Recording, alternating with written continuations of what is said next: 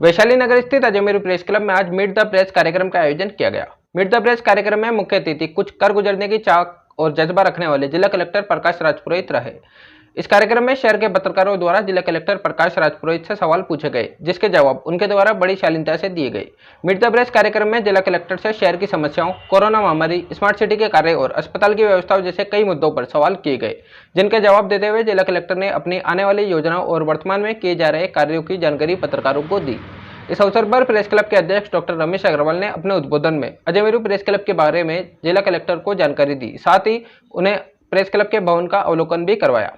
इस अवसर पर अजमेरू प्रेस क्लब के अध्यक्ष डॉक्टर रमेश अग्रवाल, वरिष्ठ पत्रकार नरेंद्र चौहान, उपाध्यक्ष प्रताप संकत, अब्दुल सलाम कुरैशी, फराज सागर, शरद शर्मा, धर्मेंद्र प्रजापति, सचिव राजकुमार पारिक, सैयद सलीम, जीएस विर्दी, अतुल दुबे, प्रदीप गुप्ता, अतुल सिंह बाग, अनिल गुप्ता, रजनीश रोहिल्ला, अमर सिंह, नेमीचंद तंबोली, सुभाष चांदना, विजय पाराशर, पवन अटारिया, पंकज यादव, उमेश चौरसिया सहित शहर के कई पत्रकारों ने जिला कलेक्टर से सवाल पूछे।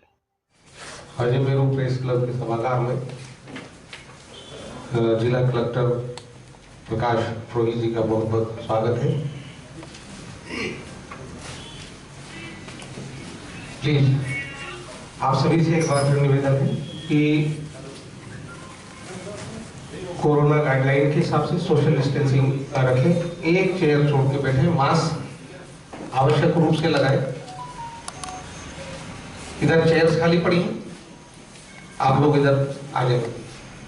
एक सीट छोड़ के सोशल डिस्टेंसिंग जरूरी है।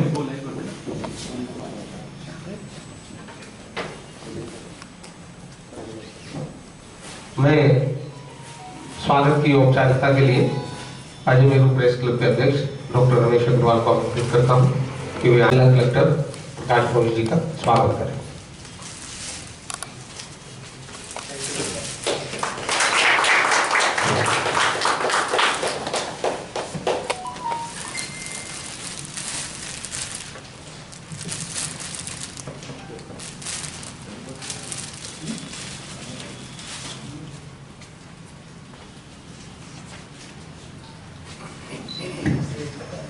मैं क्लब अध्यक्ष डॉक्टर रमेश अग्रवाल साहब को आमंत्रित करता हूँ कि वे आए और क्लब के बारे में बहुत संक्षेप में जानकारी दें। उसके बाद हमारा जो मूल कार्यक्रम है मीट द प्रेस वो आरंभ होगा।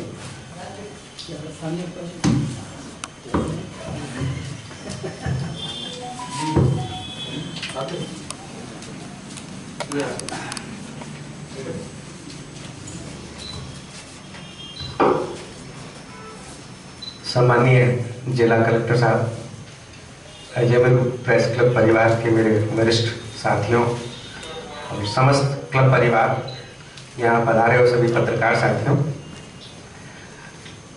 आप सभी लोग आज जिस कार्यक्रम के लिए यहाँ उपस्थित हुए हैं, मैं अधिक समय नहीं लूँगा और मुख्य कार्यक्रम शीघ्र ही शुरू करेंगे। लेकिन जैसा कि आदेश हुआ है, मैं बताना चाहता हूँ, आप सब तो परिचित हैं, प्रकाश राजपुरोहित साहब पहली बार हमारे क्लब में पधारे हैं।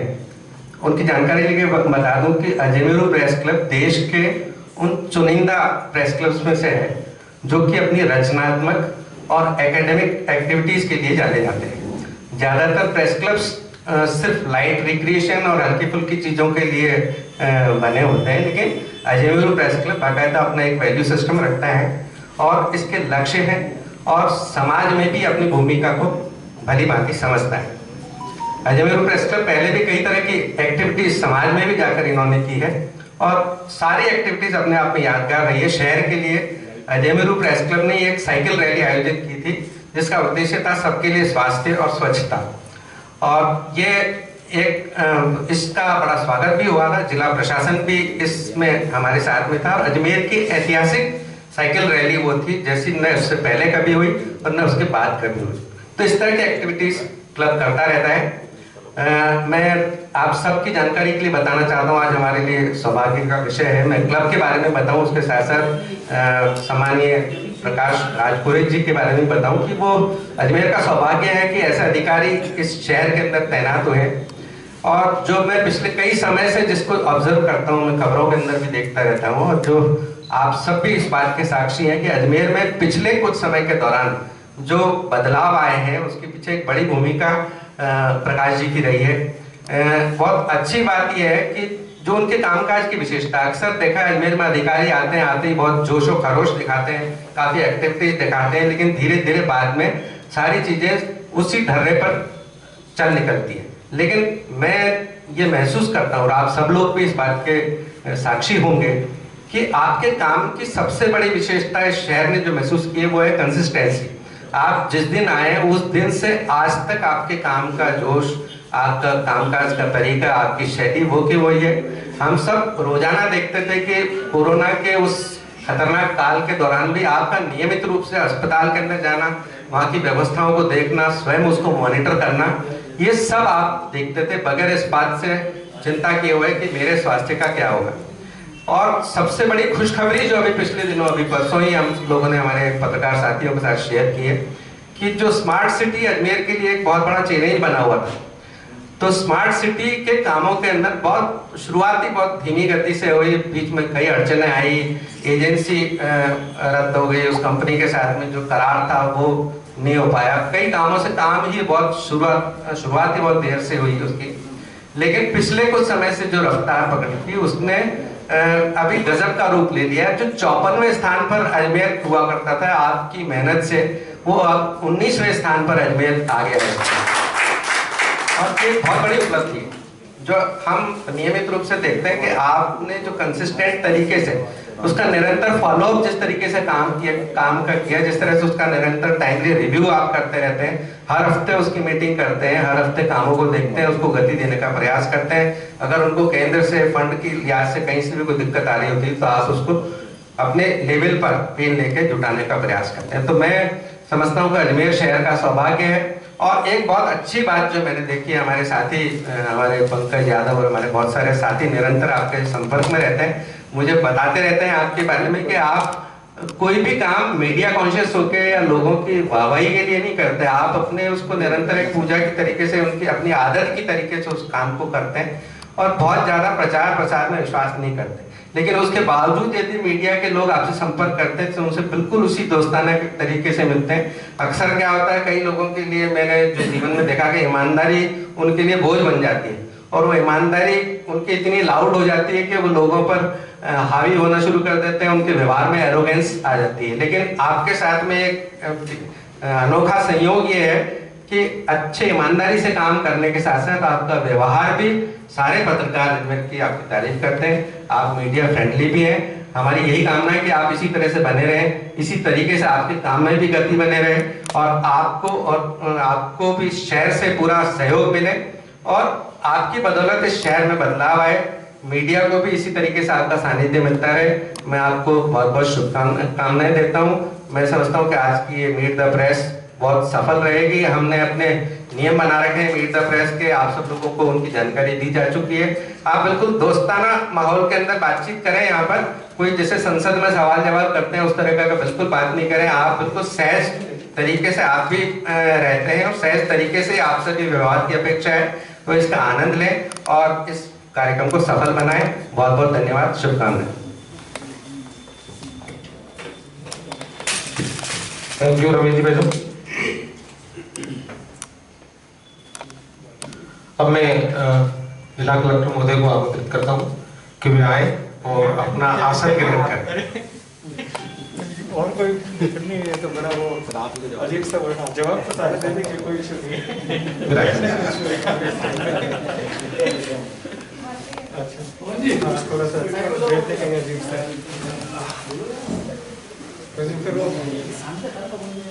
नहीं बिल्कुल मत घबराइए आप, बिल्कुल इसको नीचे रख दो, नीचे रख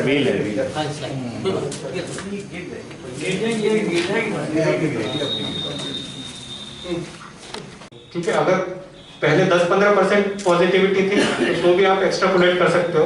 और एक रैंडम सैंपलिंग वर्ड एक कंफ्यूजन होता है। रैंडम सैंपलिंग मेडिकल टर्म नहीं है, कोई स्टैटिस्टिक की टर्म है।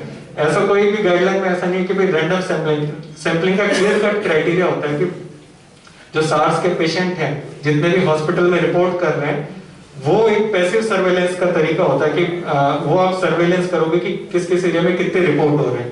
वो रिपोर्ट होती है आपका इंडिकेटर हो जाता है कि इस एरिया में अगर सार्स के पेशेंट है तो कोविड का इन्फेक्शन बहुत ज्यादा है।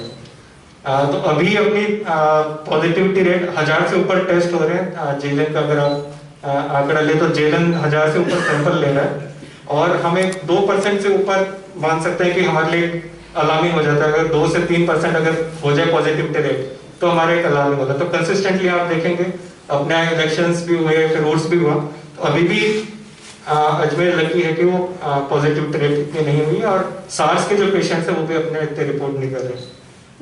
और जहां तक की बात है कि महाराष्ट्र और केरला भी गवर्नमेंट ने भी वहां के लिए कंपलसरी किया है कि जो लोग वहां से आएंगे राजस्थान में वो आरटीपीसीआर टेस्ट करा के आएंगे। उर्स में आप लोगों ने ऑब्जर्व किया होगा, हमने फिर काउंटिंग भी कराई स्टेट वाइड कितने व्हीकल्स आए। कायड़ विश्राम स्थली की हमने काउंटिंग कराई तो वहां से जो बड़ी बसें आती हैं, महाराष्ट्र की एक भी बस नहीं आई थी बड़ी बसें, मैक्सिमम वहां पे यूपी की बसें। तो टोटली मेरे ख्याल से 200 के अंदर ही बसेस थी टोटली, आप लोगों ने ऑब्जर्व किया तो उसमें से 112 के आसपास यूपी से आई थी, फिर सेकंड हाईएस्ट बिहार से थी। तो महाराष्ट्र की वहां पे कोई ऐसी बस नहीं थी। पर हम ये नहीं कह सकते कि यूपी से जो आएगा वहां पे इन्फेक्शन होगा कि नहीं होगा उनसे। तो टोटल 200 से कम बसें थी, और जो प्राइवेट व्हीकल्स 4 व्हीलर्स थे बाकी वो भी सिटी में जो जहां जहां पार्क होते हैं वहां पे भी हमने रफली काउंटिंग कराई थी कि वहां पे कौन से स्टेट्स के ज्यादा है। तो वो भी गुजरात के सबसे ज्यादा छोटे व्हीकल्स आए थे। तो ऐसा एक वो हम जब सुनते हैं कि भाई वहां हो रहा है तो अरे वहां से यहाँ आ गए होंगे, तो हम प्रेडिक्ट नहीं कर पाते कि कितने लोग आए होंगे, तो हमें लगता है बहुत लोग आए होंगे। तो एक्चुअल में वो संख्या इतनी नहीं थी जितनी हम सोचते हैं। और सेकेंड चीज है आरटीपीसीआर उस टाइम में भी गवर्नमेंट ने पूरी इंडिया में एक गाइडलाइन है कि कोई मेले होंगे तो उसमें आरटीपीसीआर करा के लाएगा। तो हमने ऑनलाइन की सहूलियत भी दी, तो ऑनलाइन हमने देखा कि कितने लोगों ने ऑनलाइन रिपोर्ट आरटीपीसीआर की नेगेटिव सबमिट करके आए। वो 6000 लोग सबमिट करके, वो हमारे पास ऑनलाइन आंकड़े हैं उन लोगों के। और रफली अगर आप गाड़ियों से मैच करेंगे वो संख्या, तो बाहर से आने वालों की जो गाड़ियां कितनी आई और उसमें सवारी कितनी आ सकती है वो कैलकुलेट करोगे, वो अधिक नहीं थी। वो हम सभी देख सकते हैं कि गाड़ियां पार्किंग होने के स्थान लिमिटेड ही हैं। सिटी के अंदर भी होंगे, चलो होटलों के आसपास, या फिर और जो छोटी मोटी पार्किंग के बाद छोटे 2 व्हीलर्स 4 व्हीलर्स हो सकते हैं, बड़ी बसें बहुत ही कम होंगी। तो इतना ज्यादा नहीं था जो परसेंटेज महाराष्ट्र या केरल से आने वालों का, जितना हम सोच सकते हैं, क्योंकि बड़ी बसें कोई भी नहीं आई थी। और दूसरी चीज मैंने बता दी कि इन्फेक्टिविटी रेट अभी अपने बहुत कम है, 2% से कम लगातार चल रही फरवरी के महीने में, और जैसे ही 2% से ऊपर होगी तो हम मैसिव स्केल पे सैंपलिंग करेंगे। और अभी भी कोई कम नहीं है, 1000 से ऊपर is a very good sample जिस पॉजिटिव रेट पे हम ले। Thank you. Shri Pankaj ji Yadav. Sir मैं ट्रांसपोर्ट नगर को लेकर एक क्वेश्चन पूछना चाहता हूँ। 35 साल से ट्रांसपोर्ट नगर को बाहर शिफ्ट करने की कवायद चल रही है, और उसमें बड़े पैमाने पर यहाँ पर प्रयास होते रहे, लेकिन अभी भी ट्रांसपोर्ट नगर वहाँ बन गया है, प्लॉट्स दे दिए हैं, लेकिन ट्रांसपोर्ट नगर शिफ्ट नहीं हो पाता। और सबसे बड़ी यातायात की समस्या जो है केसरगंज में और उस वाले इलाके में ट्रांसपोर्ट नगर की वजह से। तो इसको लेकर सर क्या अभी आगे की उम्मीद रहेगी, और कब तक ये हो सकता है, क्योंकि काफ़ी हद तक प्लॉट्स वगैरह उनको दे दिए गए हैं, क्या इसमें आगे प्लीज? बिल्कुल, जो इसमें इश्यूज आ रहे थे वही हमने एनालाइज की, क्या इश्यूज आ रहे, जैसे वहाँ पे पानी का इशू था, वो एडीए ने अब सैंक्शन कर दिया पानी का वहाँ पे, और वो मेरे ख्याल से अगले 3-4 महीने में एग्जीक्यूट हो जाएगा, तो पानी की वहाँ पे समस्या सॉल्व हो जाएगी। कुछ लोगों ने बनाना भी शुरू कर दिया, मेरे ट्रांसपोर्ट एसोसिएशन से बात भी थी, इनके लोगों ने कहा कि कुछ लोग हैं जो वहाँ पे शिफ्ट नहीं हो रहे, तो उनको भी हम परसुएट करेंगे कि वो वहाँ शिफ्ट हो जाए। उन्होंने लिस्ट भी दी है कौन कौन शिफ्ट हो रहे हैं, और बाकी जो वहाँ पे अलॉट हो रखे हैं वो बनाना शुरू करें और वहाँ पे कंप्लीटली शिफ्ट हो जाए। अभी ट्रांसपोर्ट नगर में और उनकी सहूलियत के लिए सामने कॉमर्शियल दुकानें भी हमने अलॉट करवाई थी एडीए से। तो प्रयास ये है कि वो शिफ्ट हो, और जो जो बॉटलनेक्स पानी के हों या फिर यहाँ से शिफ्ट हो रहे हैं उनको परसुएट करना, वो चीज़ लगातार प्रयास जारी है। Thank you. नेमी चंद जी तुम।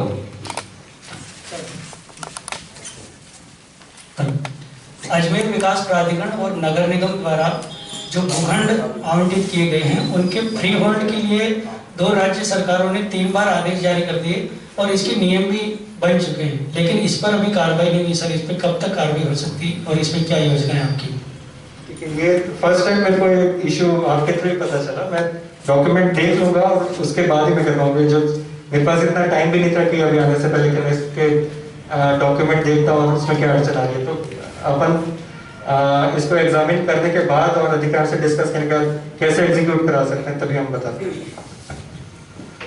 धर्मेंद्र प्रजापति जी। सर मेरा क्वेश्चन अवैध बजरी खनन को लेकर है। सुप्रीम कोर्ट ने इस पर पूरी तरह अंकुश लगा दिया सर। इसके बावजूद भी बजरी का खनन और परिवहन अवैध रूप से धड़ल्ले से हो रहा है। ये कई बार सामने आ चुका है कि विभागीय और पुलिस के अधिकारी इसमें शामिल होते हैं। कई पुलिस अधिकारी तो जेल के हवा भी खा रहे हैं। तो कुल मिला के ये है कि अपने जिले में इसकी रोकथाम के लिए कोई कार्य योजना अगर बनाई हो, क्योंकि ये अक्सर देखा गया है कि सरकारी निर्माण कार्यों में भी बजरी का उपयोग हो रहा है। तो आखिर ये बजरी कहाँ से आ रही है? क्या इसको रोकने के लिए अपन ने कोई कार्य योजना? देखिए हाँ, क्योंकि लिमिटेड ही है बजरी के जो पट्टे दे रखे हैं और पूरे ये सुप्रीम कोर्ट की तरफ से मॉनिटर हो रहा है और उसी की तहत डिस्ट्रिक्ट लेवल टास्क फोर्स है और sub divisional level task force बनी हुई है उपखंड अधिकारी के अध्यक्षता में।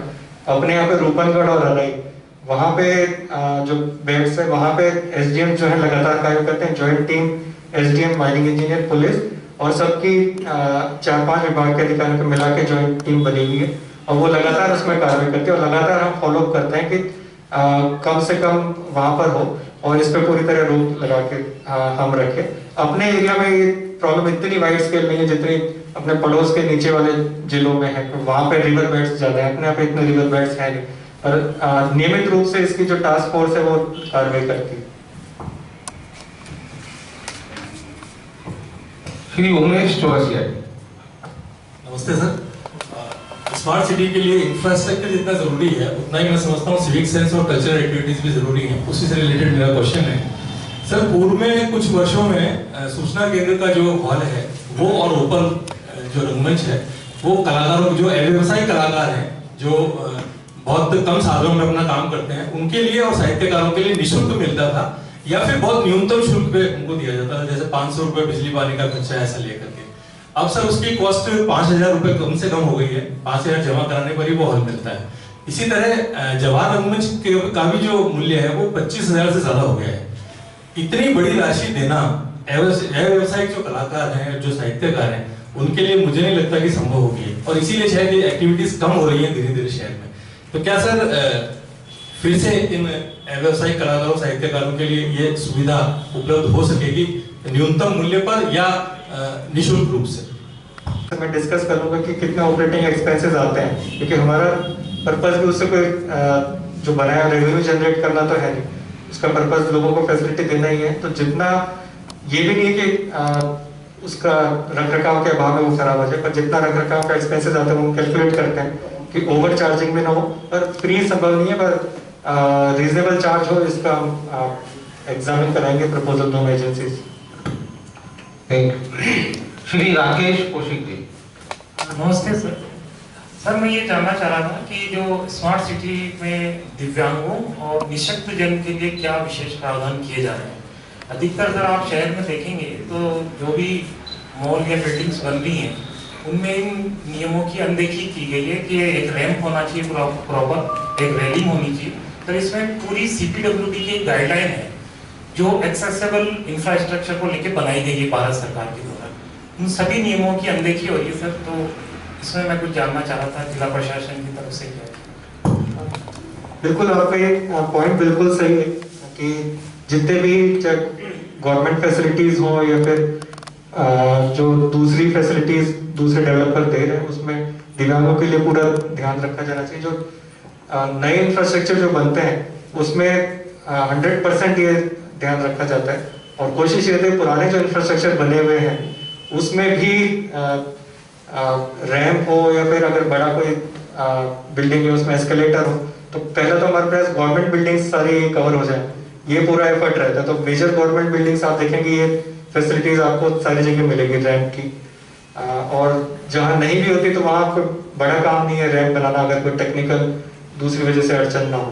तो ये रेगुलेटरी फीचर है इसकी ड्राइव। आपने एक सुझाव सही भी दिया कि अगर कहीं पे हम दिव्यांगों के एसोसिएशन से भी ले लेंगे, कहीं पे अगर ऐसी मेजर यूटिलिटी की बिल्डिंग है जहाँ ये दिक्कत आ रही है तो उसको इमीडिएटली हम रिजॉल्व करेंगे। ये अपना जो अर्बन हाट है, हाँ। उसमें जो रैंप बना हुआ है सर, हाँ, उसमें कोई अगर व्हील चेयर से कोई व्यक्ति जाएगा तो वो आगे चल नहीं सकता। ठीक है। इतना उसका स्लोप इतना ज्यादा है और ठीक। कई जगह बहुत ज्यादा गैर है। चलो थैंक यू, इसको अवगत कराने के लिए इसको हम करेक्ट करवाएंगे, डेफिनेटली करेक्ट करा देंगे। Thank you. अतुल सिंह जी, नमस्कार सर। सर, साइंस पार्क को लेकर वर्तमान स्थिति क्या है? इसका निर्माण कब तक पूरा होगा? किसका? Science park. साइंस पार्क जी। अच्छा। साइंस पार्क का जो एजेंसी है NCSM है, ये गवर्नमेंट ऑफ इंडिया की म्यूजियम बनाने की कमेटी है और directorate of science and technology को स्मार्ट सिटी मिशन ने पैसा ट्रांसफर किया हुआ है। तो लगातार उनके बीच का जो MOU है उसकी कार्रवाई चल रही है और वो एक बार फाइनल हो जाए, उनमें कुछ क्वेरीज थी कुछ इश्यूज को लेकर, वो क्वेरीज एक बार रिजॉल्व हो जाए तो उसके बाद ही जो NCSM म्यूजियम वाली जो अथॉरिटी है वो आगे टेंडरिंग प्रोसेस कर पाए। श्री धीरेन्द्र पालक, आप अपने जो 3 क्वेश्चन है आपको उसको कंसोलिडेट करें। नमस्कार, स्पोर्ट्स से संबंधित सवाल है मेरे। चंदौली क्रिकेट स्टेडियम है और वहाँ पर राजस्थान क्रिकेट संघ का लाखों रुपए का सामान रखा हुआ है, जिसमें 4 लाख का रोलर भी है और बाकी इक्विपमेंट भी है। वो ADA RCA को हस्तांतरित नहीं कर पा रहा, क्या परेशानियां आ रही हैं उसमें? वो RCA का ही है सामान? जी, उसकी बिलिंग भी शो करेगी। RCA को क्या हस्तांतरित करना है? सारे इक्विपमेंट है जिसमें रैंप, इसको इक्विपमेंट किसके हैं? RCA के। RCA ने वहाँ रखे हैं जी, जस्ट फॉर टेम्परेरी होल्ड जी, और वापस उनको चाहिए, वापस ट्रांसफर करने थे उनको। तो उसमें वो कुछ प्रॉब्लम आ रही है, तो वो जानना चाहता था क्या अभी तक इशू सॉल्व नहीं हुआ? ये एग्जामिन करा हुआ, इसको करा देंगे सॉल्व। अगर उनकी इक्विपमेंट है उनको लेने तो कोई इशू होना नहीं चाहिए, पर इंफ्रास्ट्रक्चर नहीं चाहिए, केवल इक्विपमेंट हैंडल करा। उससे डिस्ट्रिक्ट क्रिकेट एसोसिएशन को टूर्नामेंट कराने में प्रॉब्लम थी। दूसरा, वहीं पर हॉकी एस्ट्रो टर्फ है जो करोड़ों की लागत से लगाई गई थी, लेकिन उसकी प्रॉपर मेंटेनेंस जो है वो नहीं हो पा रही है और उसमें कटिंग लग गई है काफी जगह। प्रॉपर पानी नहीं देने की वजह से फिर भी कुछ गाइडलाइन ADA की तरफ से किन गाइडलाइनों से मेंटेनेंस हो रही है वो जानना चाहते हैं। ये अभी तक तो ADA खुद के फंड से करा रहे हैं, क्योंकि ADA ही इसका ओन करता है और ADA से ही आगे जो भी रिपेयर मेंटेनेंस के काम है वो करा रहे हैं। ADA से करा देंगे। अगर आप नोट कर लूंगा अब तो मैं, क्योंकि मेरे कॉग्निजेंस में आ गए, और ADA के फंड से करेंगे। Thank you. Shri Anil Gupta ji. Sir, मैं जानना चाह रहा था कि जो सड़कों पे काम होता है तो विभागों में सामंजस्य न होने की वजह से आज एक विभाग सड़क खुदता है और दूसरा उसको पैक करता है, दूसरे दिन तीसरे दिन फिर वापस वो सड़क उसी जगह से खुदती है, फिर वापस से पैक होती है। इससे आर्थिक नुकसान भी होता है और आम नागरिक को भी परेशानी बहुत होती है। इसके लिए स्मार्ट सिटी के अंदर क्या कार्य हो? आपका जो ऑब्जर्वेशन है बिल्कुल करेक्ट है, क्योंकि पहले ट्रेडिशनल पाइपलाइन होती थी ड्रिंकिंग वाटर की और सीवरेज की, और उसके बाद नई चीजें और आने लग गई, जैसे ब्रॉडबैंड में भी रिलायंस जियो आ गया या गैस का भी प्रोजेक्ट आ गया। तो ये एंटिसिपेट अपने सिटी में या फिर कभी भी नहीं हुआ कि नया तरीके की भी पाइपलाइन आ जाएगी, तो उनको भी फिर चाहिए होता है कि भाई वो कटिंग करके पाइपलाइन बिछाएं। फिर हमारे पुराने जो डली हुई पाइपलाइन उनको भी कभी रिनोवेट करना होता है, तो उसमें फिर से हमारी कटिंग होती है। तो अभी जो स्मार्ट सिटी मिशन में तय यही किया कि जो अपने 4-5 मुख्य एंट्रेंस रोड है, चाहे इधर से पुष्कर रोड से आते हुए हो या फिर जयपुर रोड से हो या मकरवाली रोड से हो या शास्त्री नगर रोड से हो, ये स्मार्ट सिटी मिशन में टेकअप कर रखी है। तो इसमें सभी विभागों से जो इनके काम फ्यूचर में अभी के हैं वो पहले करा रहे हैं। इसलिए आप देखोगे गैस वाला काम अभी चल रहा है, सीवरेज वाला भी काम इन्हीं रोड्स पे पहले चल रहा है, और ड्रिंकिंग वाटर को भी कह रहे हैं कि आपकी कोई पाइपलाइन है तो शिफ्ट करो, तो पहले वो काम एंट्रेंस वाली रोड पे करा रहे हैं और ये काम होने के बाद ही ये रोड पे काम करें। तो अभी तो चूंकि हम काम इस तरह का है कि सीवरेज और गैस का अभी एक साथ ही चल रहा है, तो ये अभी संभव हो पाया, पर कोई एंटिसिपेट नहीं कर पाता कि बाद में 10 साल बाद 15 साल बाद कि कौन सा नए तरह का प्रोजेक्ट आ जाए, नई तरह की पाइपलाइन। अब गैस पाइपलाइन हमने 5 साल पहले एक्सपेक्ट नहीं किया था इस तरह की पाइपलाइन भी पूरे शहर में बिछानी पड़ेगी, तो वो एंटिसिपेट नहीं करने की वजह से ये चीजें आ जाती हैं। पर अभी तो स्मार्ट सिटी मिशन में एंट्रेंस रोड पे पहले ये पाइपलाइन लेन का काम चल रहा है, उसके बाद सड़क का काम होगा, ताकि अगले कई सालों तक तो जाना पड़े। इसमें सर यूटिलिटी कॉरिडोर का प्रोविजन चलेगा, क्योंकि पहले से ऑलरेडी जैसे सीवरेज की और ये पहले से डली हुई थी, तो यूटिलिटी कॉरिडोर रख भी देंगे, पर पुरानी वाली को फिर करना, फिर वो कॉस्ट इंटेंसिव बहुत हो जाएगा। तो वो एक्सक्लूसिव अगर प्रोजेक्ट हो कि यूटिलिटी कॉरिडोर पूरे ही बने, तो पुरानी पाइपलाइन भी उसके अंदर है, क्योंकि पुरानी पाइपलाइन अभी अलग से अपनी डली हुई है, सीवरेज की भी, ड्रिंकिंग वाटर की भी, और अभी लिमिटेड ही है जो नई डल रही है, जैसे गैस की है, रिलायंस जियो ने भी डाल दी अपने लगभग केबल।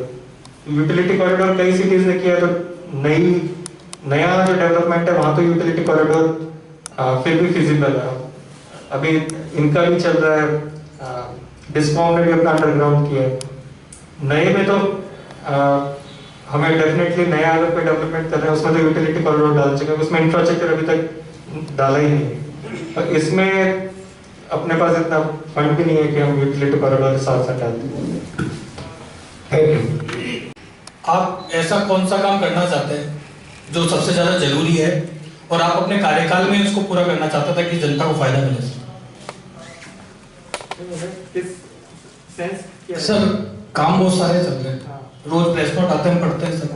आपकी नजर में सबसे बड़ा प्राथमिकता वाला काम कौन सा है सर? स्मार्ट सिटी का भी हो सकता है, दूसरा भी हो सकता है, जो आप अपने कार्यकाल में पूरा करके जाना चाहते हैं सर।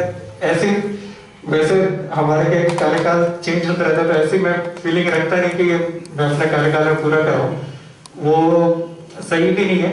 और फिर भी सारे प्रोजेक्ट्स यूटिलिटी वाले हैं, जो भी हम काम करते हैं, गवर्नमेंट की जो स्कीम्स आती हैं, गवर्नमेंट की जो प्राथमिकताएं आती हैं, वो सारी यूटिलिटी वाली, और टाइम हमें उसमें देना ही पड़ता है। अब जैसे कोविड वैक्सीनेशन प्रोग्राम आएगा, तो हमारा पूरा माइंड, एनर्जी सारी उसमें लगानी पड़ेगी कि हमें किस तरह से इस प्रोग्राम को अच्छी तरह से करना है। वो भी अजमेर के लिए बहुत बेनिफिशियल है कि हम अच्छे से जो ओल्ड एज है या फिर जो कोमॉर्बिडिटी वाले हैं उनको अच्छे से वैक्सीन लगाएं। तो हमारी प्रायोरिटी और जो होता है ना कि जिसमें हमारा दिल पूरा लगाएं काम में, वो हर बार चेंज होती है कि क्या सिचुएशन डेवलप हो रही है। पर फिर भी जो एक चीज अगर उसमें सारी चीजें मतलब रेट नहीं कर सकते, पर ये जो पाथवे वाला काम है, ये मुझे लगता है कि अजमेर में यूनिक है, क्योंकि इस तरह की लेक इतनी बड़ी और अजमेर का हार्ट ऑफ द सिटी में अना सागर लेक है, तो ये पाथवे अगर कंप्लीट हो जाता है अपना 10 किलोमीटर, तो अपना एक यूनिक एग्जांपल सेट होगा पूरे राजस्थान में भी और पूरे नेशन वाइड भी। बहुत ही कम सिटीज में से लेक और पूरा कंप्लीट कवर्ड पाथवे हो जिसमें लोग वॉकिंग भी कर सकें, साइकिलिंग भी कर सकें। ये चीज मुझे लगता है कि मेरे को फोकस देके मैं इस पे करा भी रहा हूँ, और ये हो जाए तो अच्छी बात। Thank you sir. मनीष, प्रशासन की तैयारी चल रही है, मगर 2 बार नक्शा चेंज कर दिया गया, ना तो अभी तक कोई मकानों का अधिग्रहण हुआ, ना जमीन का अधिग्रहण हुआ है। रूट क्या रहेगा, इसको लेकर भी लोगों के मन में संशय है कि काम शुरू होगा। ठीक है, इसमें बिल्कुल थोड़ा डिले इसलिए हुआ क्योंकि फर्स्ट जो था कि बहुत ही कम लैंड लेनी है, तो लैंड फॉर लैंड में लोगों को सहमत कर लिया। सभी लैंड फॉर लैंड के जैसे उनसे प्रस्ताव लिए गए लोगों से, तो उसमें जिनके मकान बने हुए वो एग्री नहीं थे लैंड फॉर लैंड के लिए, तो इसलिए जब वो नहीं एग्री हो पाता तो फिर कंपल्सरी एक्विजिशन जो 2013 का एक्ट है उसके तहत कार्रवाई शुरू की गई है। और स्वाभाविक है उसमें प्रोसेस थोड़ा सा कुछ चीजें पूरी करनी होती है, जैसे social impact assessment. Social impact assessment के सर्वे के लिए भी गया हुआ है, ये उस प्रक्रिया के बाद ही ये हो पाएगा। और अलाइनमेंट किसी तरह का कोई चेंज नहीं किया, वो लोगों के सुझाव दे कि ऐसा कर दो वैसा कर दो, और किसी तरह का किसी में फेरबदल नहीं किया। लैंड टू लैंड का जो मैटर था सर, उसमें ये था कि शहर में कहीं पे जमीन दी जाएगी, मगर एडी ने प्रस्ताव रखा कि हम आपको तवीजे में जमीन देंगे, इस कारण ये मामला अंदर में चल रहा है। उसका भी चेंज कर दिया था, गवर्नमेंट को प्रस्ताव भेज दिया था कि उनको जहां वो चाहते हैं, चाहे विजय राजे सिंधिया नगर या पिथौरागढ़, जहां वो चाहते हैं वहां दे दीजिए। उसमें अगर 10% लोग भी सहमत नहीं होते तो भी वो अटक जाता है, तो इसलिए कंपल्सरी लैंड एक्विजिशन में चाहे ना भी हो सहमत तो हम कोर्ट में जमा करा के पोजीशन दे सकते हैं। 14 जनवरी को जवाहरलाल मंच पर स्मार्ट सिटी की बैठक में आपसे एक निवेदन किया गया था कि इंडोर स्टेडियम में जो पेड़ बन रहे हैं, कट रहे हैं विकास के स्मार्ट सिटी के नाम पे, उनको कहीं और शिफ्ट किया जाए, एंड मैं सदन को भी ये बात बताना चाहूँगा कि कलेक्टर साहब के कुशल दिशा निर्देशन में 24 में से 18 पेड़ों को शिफ्ट कर दिया गया था, और जहाँ शिफ्ट किया गया है वहाँ 22 दिन बाद में उन पेड़ों में कोपलें भी फूट गई हैं। तो हम लोगों का ये निवेदन है सर, या ये प्रश्न है कि क्या अजमेर में कोई ऐसा स्थायी प्रावधान बना दिया जा सकता है कि अब विकास के नाम पर यहाँ कोई भी पेड़ नहीं कटे और उसको कहीं और शिफ्ट कर दिया जाए? सर इसमें हम एडवाइजरी तो सभी डिपार्टमेंट को जारी कर देंगे जिस प्रोजेक्ट में रोड कटिंग होती है, जो कंसर्न एजेंसीज हैं जहाँ पे ये पेड़ बाधा बनते हैं, और जो चूँकि परमिशन भी हमारे यहीं से ली जाती है पेड़ काटने की, तो हम अपने जो परमिशन है उसका ये पार्ट बना देंगे कि उसको शिफ्ट ही किया जाए। पशु क्रूरता निवारण समिति से संबंधित है।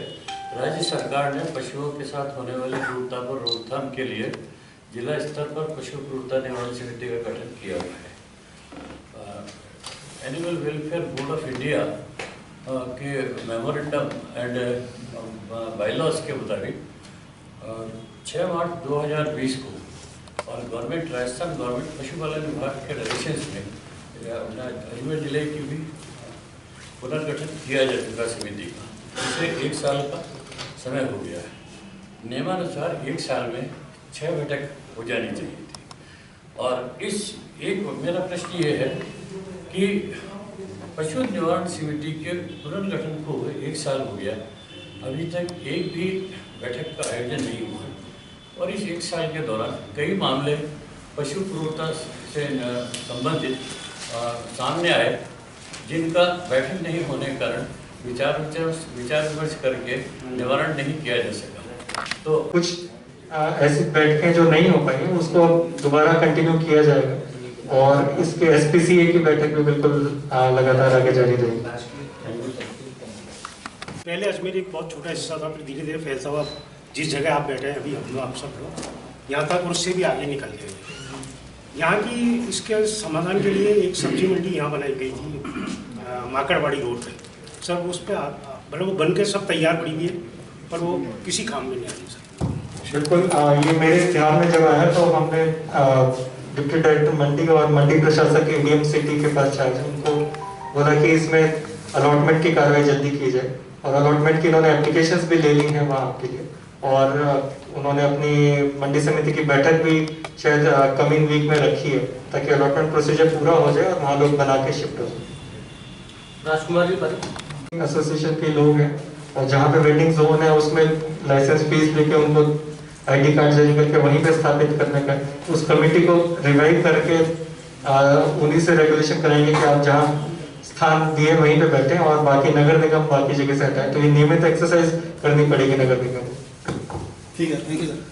ठीक है, लास्ट सवाल ये शास्त्रीय नगर फॉरेस्ट की जमीन है, तो फॉरेस्ट डाइवर्जन के लिए AD ने अप्लाई किया था, और इसमें 2-3 इश्यूज बीच में आ गए थे कि यहाँ पर उसके बदले फॉरेस्ट को उतनी जमीन देनी होती है। तो अभी ADA ने जहाँ पे प्रस्तावित की थी वहाँ पे फॉरेस्ट के लिए सुटेबल नहीं थी, तो अभी हम ADA की जगह बाहर से, जहाँ पे हमने ब्यावर में फॉरेस्ट का लैंड बैंक बना रखा है, वहाँ से फॉरेस्ट को जमीन देके फिर फॉरेस्ट डाइवर्जन के लिए प्रपोजल भेजें।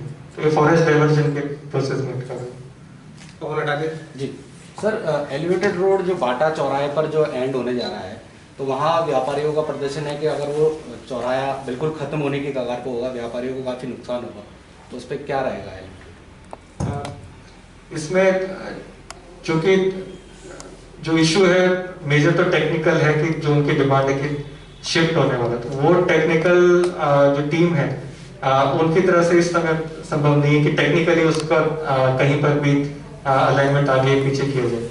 और उनके इश्यूज की बात है ट्रैफिक मोबिलिटी प्लान, जिसमें कौन सा ट्रैफिक कहाँ से कैसे जाएगा, और लोगों को कहाँ से डाइवर्जन लेना पड़ेगा, या फिर उस जगह से कैसे जाएगा, ये पूरा एक प्रेजेंटेशन के माध्यम से वहाँ पे व्यापारियों को समझाया जाएगा, ताकि जो भी उनके मन में भ्रांतियां हैं, डाउट्स हैं, वो सारे क्लियर कर दीजिए। Thank you. और इसके साथ ही मैं आपका बहुत बहुत आभार व्यक्त करता हूँ। अजमेर प्रेस क्लब में आप पधारे, और हमारे सभी साथियों से आग्रह है कि यहाँ आप लोग यहीं बैठे चाय पान ग्रहण करके जाएं।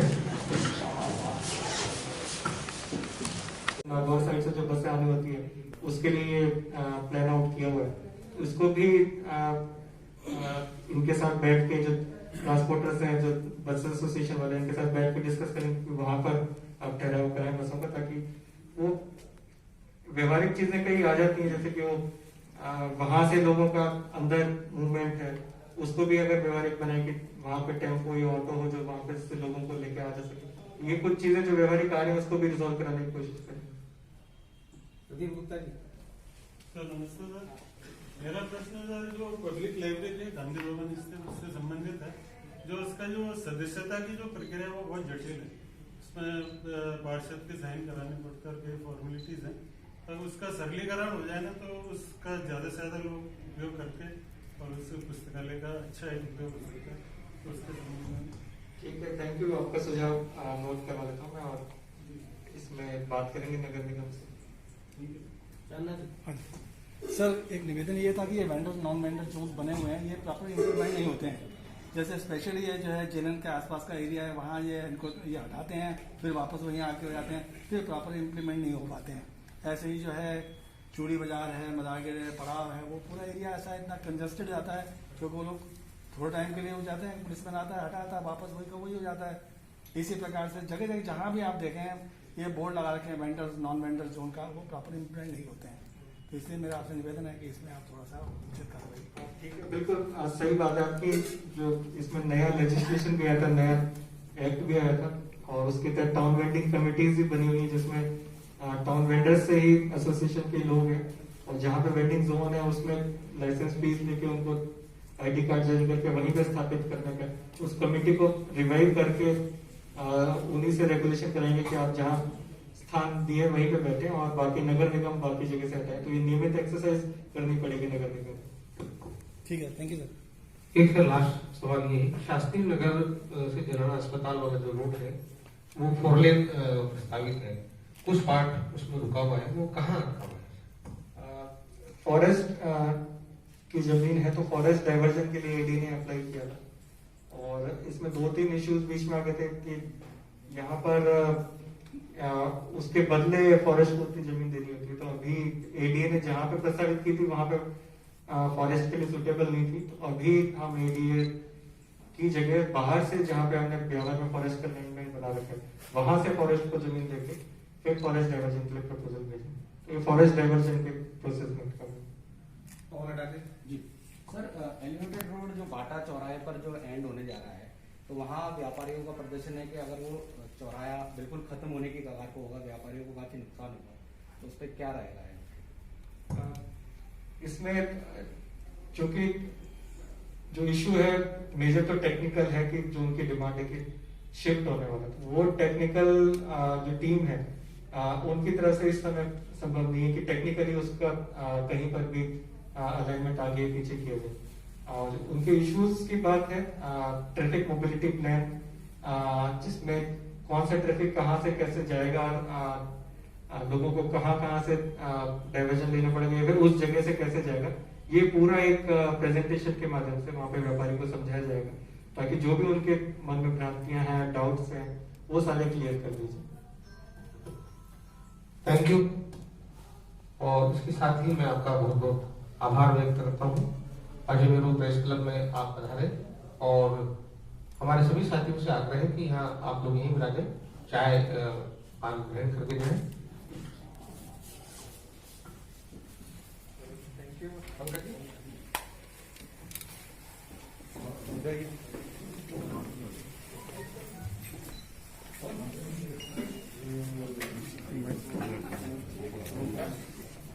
वाला अपने बात करिए, ये तो अपन उसमें नगर निगम को अपन और जोड़ लेते। आपका सजेशन बढ़िया है कि 4 कर लेते हैं, नगर निगम को और जोड़ के 4 3 मैच हो जाएंगे, 3 मैच में 3 कर लो, 4 कर लो, जिसमें थर्ड फोर्थ वो 2 लीग बन जाएगी, जैसे दोनों के विनर फाइनल में ये टेबल कैरम बोर्ड के लिए ये सब कैरम। अच्छा, गंभीर विषय है। कहीं मैं मन करता हूँ तो वहाँ लोकल एसोसिएशन जो थे व्यापारी, उन्होंने कह के वो 2-3 व्हीकल डोनेट कर दिए। तो वो जहाँ पे लोगों की टेंडेंसी थी ना कि हम गायों को चारा खिलाएंगे, रोटी खिलाएंगे, तो वो उनके बिहार पे कलेक्ट कर रहे थे कि आप हमें दे दो, हम जाके गौशाला में खिलाते हैं। तो वो लोगों ने फिर शुरू में कर दिया कि चलो चारा देना है, रोटी देनी है तो इनको ही दे दो गाड़ी को, और ये जाके गौशाला में ऑर्गेनाइज तरीके से सड़कों पे नीचे जनरली लोगों के टेंडेंसी से गाय को रोटी देनी है, तो एक जगह पे जाके वो देखते हैं रोटी या फिर चारा, वो गाय और पशु वहाँ आते फिर जहाँ पे लोग देते हैं। तो जनाब राजपुरोहित साहब, आइए उनसे बात करते हैं। आज पहली बार ही अजय मेरू प्रेस क्लब के अंदर आए। आइए सर, कैसा लगा आपको अजय मेरू प्रेस क्लब में आकर सर? आज मैं यहाँ पर आया अजय मेरू प्रेस क्लब में, यहाँ के अध्यक्ष साहब रमेश अग्रवाल जी भी हैं और मेंबर्स भी हैं, तो इनके साथ मीट द प्रेस कार्यक्रम आज रखा गया और बहुत ही अच्छा एक्सपीरियंस था। कई इश्यूज पे चर्चा हुई, कई इश्यूज पे मुझे जानकारी मिली, कईयों पे मैंने भी जानकारी दी जो इश्यूज रेज किए, और बहुत ही अच्छा एक इंटरेक्शन प्रोग्राम रहा। और इस तरह के इवेंट और कई अन्य तरह के इवेंट यहाँ पर होते रहते हैं, तो होपफुली आगे के भी इवेंट्स में मैं आता रहूँगा, और आज पहली बार आके भी बहुत अच्छा लगा। Thank you.